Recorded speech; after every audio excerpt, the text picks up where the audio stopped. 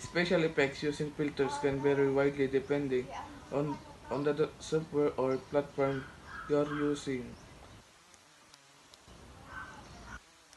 Effect and filters you might be able to apply. Ang mga special na epekto na gamit ng mga filters ay maaaring mag-iba-iba depende sa software o platform na iyong ginagamit. Narito ang ilang karaniwang mga special effect at filter na maaaring mong ilapat. Blur creates a out of focus effect can be used subtly or dramatically.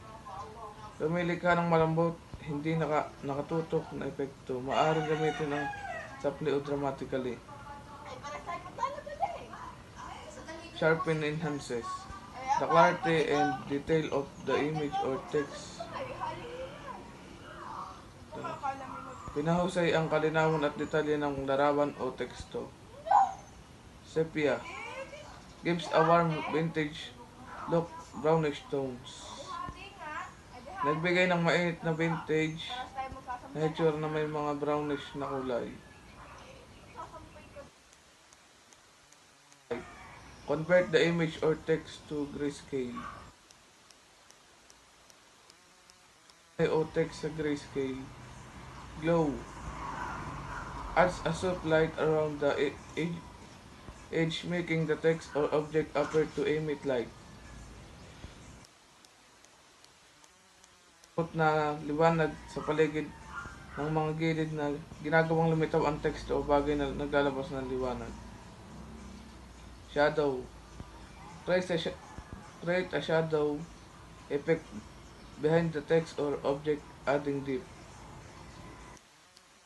Effect sa likod ng text o object na nagdaragdag ng light. Emboss gives a raised 3D effect to the text or object. Nagbibigay ng nakataas 3D na epekto sa text o bagay. Gradation color effect over the text or object. Naglalapat ng gradation color effect sa text o object. Pattern overlay overlays pattern over the text or object sa ibabaw ng text o object. Creates a distorted effect often used for artistic purposes.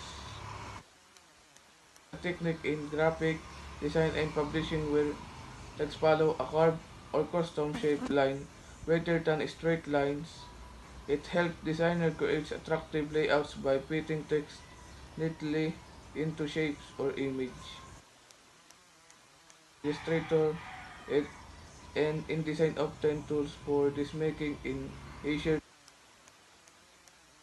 Design create unique. Ang text sa isang ay isang diskarte sa graphic na disenyo. At pagpapublish kung saan ang text ay sumusunod sa isang hubog o custom na hugis linya sa halip na mga tuwid na linya. Tinutulungan nito ang mga designer na lumikha ng mga kakit-akit na layout sa pamamagitan ng pag-ayos ng teksto ng maayos sa mga hugis o larawan. Nag-aalok ang software tulad ng Adobe Illustrator at InDesign ng mga tool para dito ay ginagawang mas madali ang typography at mga disenyo lumikha ng kakaiba.